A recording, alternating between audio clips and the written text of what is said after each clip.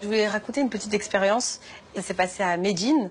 En fait, à Médine, dans la mosquée, il existe en fait un endroit qui est situé entre la tombe du prophète, Mohammed sallallahu alayhi wa sallam, qui était anciennement donc sa maison, et le minbar. En fait, il y a un endroit délimité qui s'appelle Raouda, délimité par un tapis vert. C'est pas très grand, ça doit peut-être faire à peu près une trentaine de mètres carrés à peu près. Et en fait, donc dans la tradition prophétique, celui qui prie 2 unités de prière sur ce tapis, c'est comme s'il avait prié au paradis. Dans un petit jardin du paradis. Dans un petit jardin du paradis. Et en fait, lorsque j'y étais, j'ai été très surprise de voir en fait le comportement des personnes. Ça commence comme ça. On doit patienter. Alors on patiente, on patiente, on patiente, on patiente. Et on est plusieurs. On est je ne sais combien de personnes à vouloir aller prier sur 30 mètres carrés. Donc on est mais vraiment en milliers, hein, en milliers. Ensuite, donc alors les femmes saoudiennes essayent de calmer un peu les personnes parce que les personnes sont toutes on veut y aller, on veut y aller, on veut y aller. Asseyez-vous, asseyez-vous, tout le monde se lève. Et en fait, et puis surtout que enfin tout le monde ne parle pas la même langue, donc c'est ça où ça reste quand même une difficulté. Et finalement, elles ouvrent les portes. Et là, tout le monde court, tout le monde se bouscule, tout le monde rentre en fait dans cette salle. On n'a pas encore atteint le tapis. Les gens, ils se poussent, ils s'écrasent, etc. Et donc, bon, moi, j'arrive, pareil, poussé, écrasé, etc. Et en fait, en arrivant sur cet endroit, je me dis, mais c'est quoi ça? Qu'est-ce que c'est que ça? C'est complètement contraire à l'islam. Tout ce qu'on nous a enseigné, que ce soit dans le Coran ou dans la tradition prophétique, c'est tout le contraire. Il n'y a pas de solidarité, il n'y a pas de fraternité, c'est tout le contraire, quoi. Et en plus, les gens veulent tous se prier sur ce tapis. Finalement, on me dit que se prier sur ce tapis, c'est comme prier au paradis. Mais finalement, ça ressemble plus à un enfer qu'à un paradis.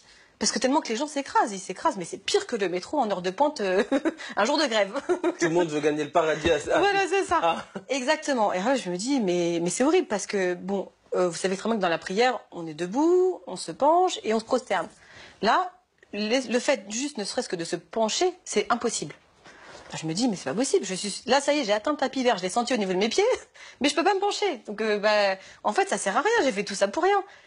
Et puis d'un coup, je me suis dit, bon, de toute façon, c'est fini, je pourrais pas prier, ça sert à rien, je suis complètement écrasée, je vais partir.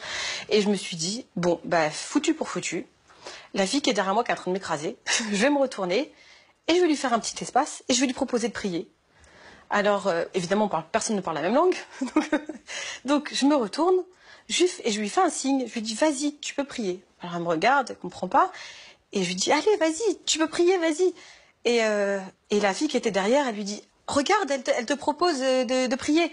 Alors elle est super contente. Alors merci, merci. Donc je fais comme je peux pour lui faire une petite place.